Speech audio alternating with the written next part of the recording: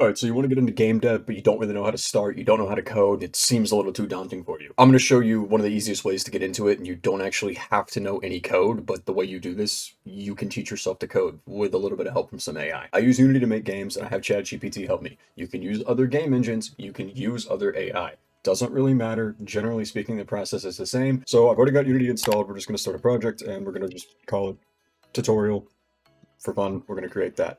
While that's doing that, we're going to start talking to ChatGPT. So first thing I want to do, this is just going to be basics. We're just trying to be simple, and we're just going to put this out real quick.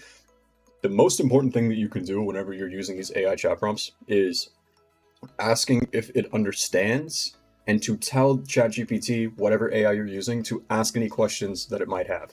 We're gonna go ahead and generate this. We're gonna see what it spits out for us. Okay, cool. Okay, so I've just gone ahead and basically said, no, we'll just use standard sprite shapes. You hit Shift Enter, it'll do a new line. There will be gravity, any single jump, the camera will follow the player, and we do not need a UI. We're just gonna print to the console V1 upon reaching the goal. As you start to ask it questions to do certain things, it will give you answers. You'll run into errors, and you'll have to fix them.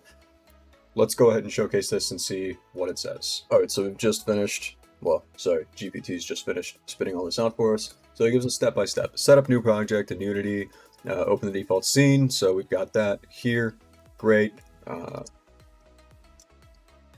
Then we can go on to making the ground and everything. The great thing about this is, so I already know how to do this, right? I've been using Unity, I know what's going on. So let's scroll down here though, because you might not, you might just be starting to use Unity. How do I do step 2? How do I create the player and the ground?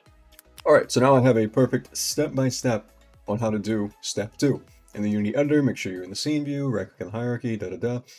So it'll go through and it'll tell you everything you need to do. So basically, we're going to go in and we're going to go to create 2D objects, sprites, and I want a square, and then we're going to call this ground like this way. I'm going to set the scale to 20. Great. Now I know that I need to have a box collider on this, not a rigid body. And we're going to go ahead and we're going to make the player, and we'll just do this, call it player. We'll make him blue because blue is cool.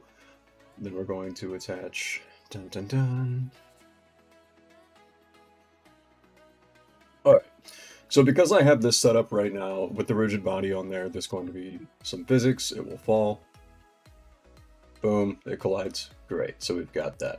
Let's go back and see what GPT said. So it gave us everything like that, how to do that, da-da-da. Oh wow, it even tells us how to tag and everything. I didn't even read that far. Also gonna go ahead and we're gonna tag a couple things. We're gonna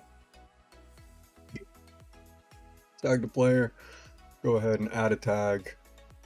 Product ground. I do realize I'm going fast here, but I'm literally just doing everything that GPT is spitting out to me. I'm reading it word for word at this point to make sure that this tutorial is going as accurately as possible. So I've done everything now that it says for, having some technical difficulties here, jeez. I've done everything now it says for the steps. I'm going to scroll back up and see that we are on 3 for the player movement script. So we're just going to literally copy the code, and usually I would organize this a bit better. So I still am going to create a folder, and I'm going to call it scripts. And then we're going to do this. We're going to right click, and we're going to do C# player movement. Make sure that the name of the script is the same name as the class here. So whatever, GPT wants to name that, you can name it, or you can tell it to name a script a certain thing. There's several ways that you can do all of this. So we'll go in here into the player movements, and we are literally just going to Control V, Control S, back into Unity.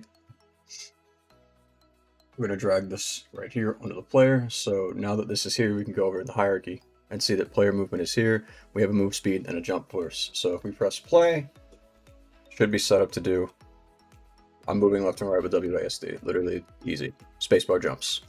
Camera follow script. So this is going to be for the camera, going to be called camera follow.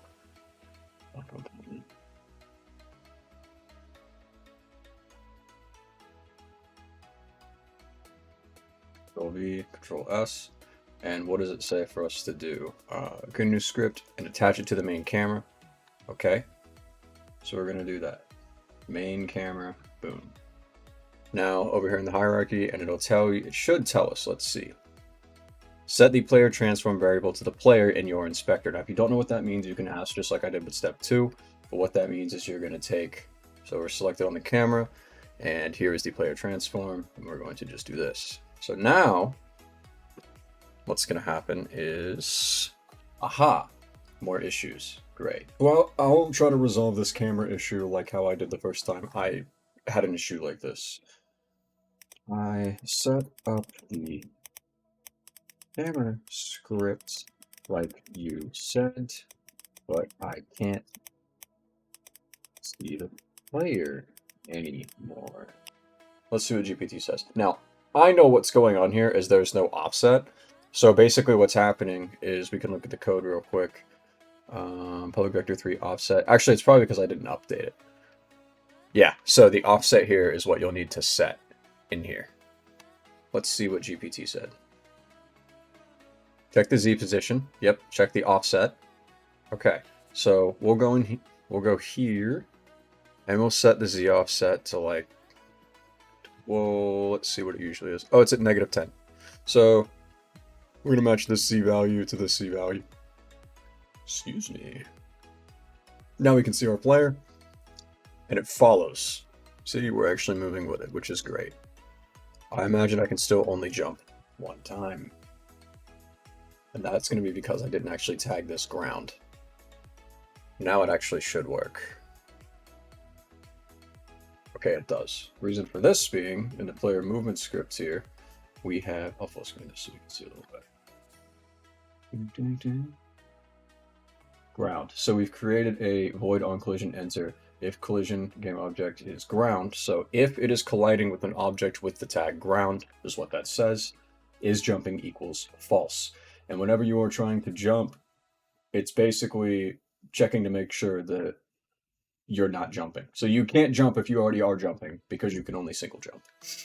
So that's why we were having an issue there. Perfect. So that's all good. Good to go now. Where were we at? Okay, so we did camera follow. 5 is going to be the goal. So we're going to create a script called goal and attach to the goal object. Make sure to adjust the player and goal colliders there. Set up as triggers and the player can collide with the goal. Perfect. So we're just going to go ahead and make another square here. And we'll call it goal. And we'll move it over here. And then we're going to create a new tag, and we're going to call that goal.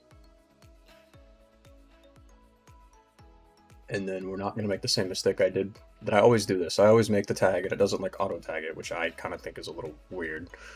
But that's fine, so we'll do that, so it's there. And then we need to go into our scripts folder here, and create C# script, goal. Actually, what is the name of it? Okay, great. Lovely. Goal. And it also says to make sure to adjust the player goal colliders so they're set up as triggers. It's really easy to do. So we're going to go to player, and we're going to go to where the Boxfire 2D is. Is trigger? Yes. Goal. So I go in the goal script, and Control V, Control S, and then we're going to take the script once it's done compiling there, put that right there. Done. So now what we're going to see is if I go and, oops, I'm sorry, I did make a slide error. I'm getting slightly out of myself here. So the player actually should not be a trigger. Only the goal should be a trigger. So the goal is now a trigger. We put the goal script there. We're going to press play. And whenever I go and collide with this, if we go over to the console here, it should pop up and say that we win. So we go and we touch that, and we have won. Which I know doesn't really seem like a whole lot, but really what that means is you'll start to learn and figure out, okay, well, why does that happen? And you can even ask GPT, but basically what you're saying is this is the goal script. If the trigger has the tag player, it does this. But you could also say load next scene, and your next scene could be level 2. However you want to do it.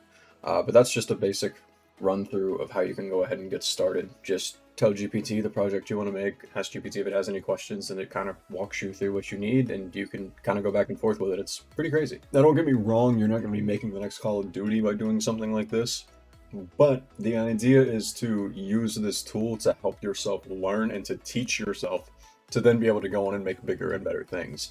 You'll start to notice that you'll get faster and faster the more projects you make, because you'll begin to think ahead of things. You're going to run into a lot of issues. You're going to have problems. It's not going to work most of the time.